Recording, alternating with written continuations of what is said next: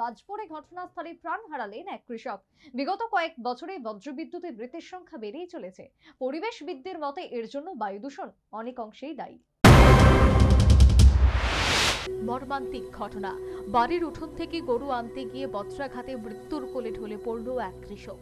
মৃতের নাম বিশম্বর বৈশ্য, বয়স আনুমানিক 51 বছর।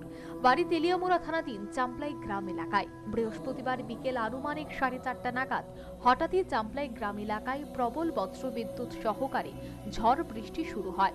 সে সময় বাড়ির উঠোন থেকে তার গরু আনতে যান বিশম্বর বৈশ্য, কিন্তু বিধিবাম সে সময় হঠাৎই বজ্রপাতের বিকট আওয়াজ হয়। পরিবারের লোকজন ছুটে গিয়ে দেখতে পায় এই মাঝবয়সী কৃষক মাটিতে লুটিয়ে পড়ে আছে। সঙ্গে সঙ্গে তাকে সেখান থেকে উদ্ধার করে তেলিয়ামুড়া মহকুমা হাসপাতালে নিয়ে আসা হয়। সেখানেই চিকিৎসকরা পরীক্ষা নিরীক্ষার পর তাকে মৃত বলে ঘোষণা করেন। আর তাতেই কান্নায় ভেঙে পড়ে পরিবার পরিজন সহ প্রতিবেশী, স্বজন, বন্ধু বান্ধব।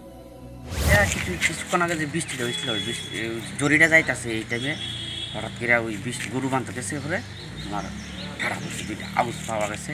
সঙ্গে সঙ্গে লোকের পাশের বাড়ি তো চিল্লাচিল্লি হইতেছে, সঙ্গে সঙ্গে গেছি আমরা বাড়িতে, পাশের বাড়ি গাড়ি আসি, সঙ্গে সঙ্গে লই আইসি। মারি গেছে। কি নাম ওনার? বিশম্বর বৈশ্য। বয়স কত? আনুমানিক 50-52। কি করেন তিনি? কৃষিকাজ। কৃষিকাজ করেন। কোন জায়গায় বাড়ি করছে? তেলিয়ামুড়া চাম্পলাই।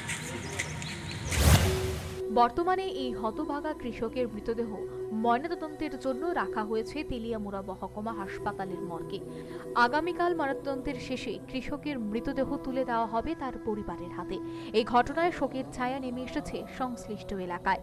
শুধু তার স্ত্রী পরিবার নয়, এমন মৃত্যু মেনে নিতে পারছেন না পাড়া প্রতিবেশী, স্বজন, বন্ধু সহ কেউই। Bureau report, news vanguard.